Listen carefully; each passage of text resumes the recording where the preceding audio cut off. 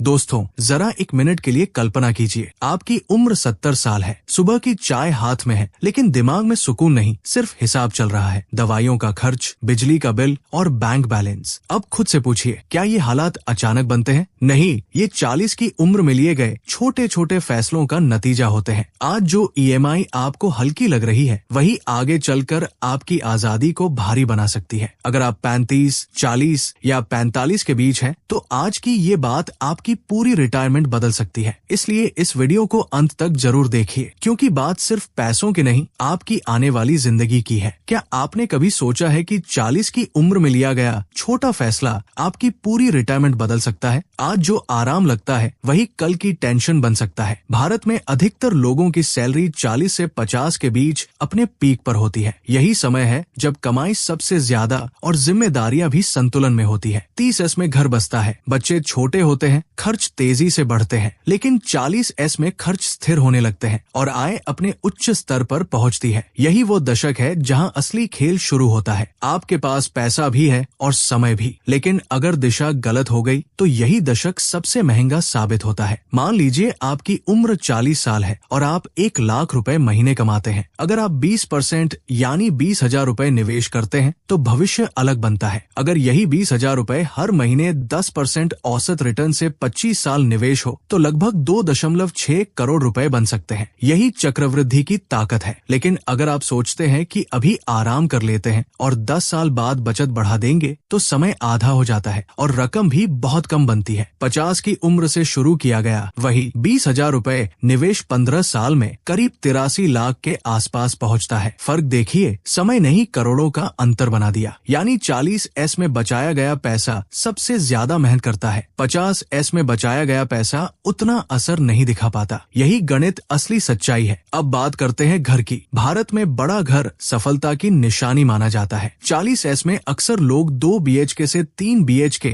या बड़े society flat में शिफ्ट होते हैं। मान लीजिए आपकी EMI 30,000 से बढ़कर 55,000 हो गई। हर महीने 25,000 अतिरिक्त घर पर जा रहे हैं। साल में ये 3 लाख बनता है। अगर यही 3 लाख हर साल 20 साल निवेश होते तो करीब 1.8 से 2 करोड़ तक बन सकते थे। यानी घर का अपग्रेड आपकी आजादी का डाउनग्रेड बन सकता है। लोग सोचते हैं कि EMI तो दे ही रहे हैं, क्या फर्क पड़ता है? फर्क पड़ता है क्योंकि हर अतिरिक्त EMI आपके भविष्य की कमाई रोक रही है। घर बड़ा होने से खुशी कुछ महीनों की मिलती है, फिर वही दीवारें सामान्य लगने लगती है, लेकिन रिटायरमेंट की कमी उम्र भर चुभती है। अब गाड़ी की बात करें। 40S में अक्सर लोग कहते हैं अब तो एक अच्छी SUV लेनी चाहिए। आखिर मेहनत किस दिन काम आएगी? मान लीजिए 8 लाख की कार की जगह 18 लाख की कार ले ली। फर्क 10 लाख का है, साथ में महंगा इंश्योरेंस और मेंटेनेंस अलग। अगर ये 10 लाख और हर साल 50,000 अतिरिक्त खर्च 20 साल निवेश होते तो ये भी 70 से 80 लाख बन सकते थे।